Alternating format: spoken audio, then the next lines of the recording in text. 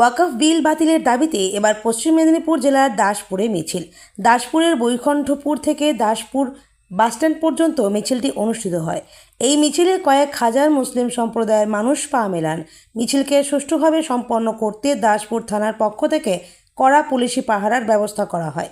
মিছিল থেকে একটাই দাবি বারবার উঠে এসছে, অবিলম্বে এই কালো আইন কেন্দ্রীয় সরকারকে প্রত্যাহার করতে হবে।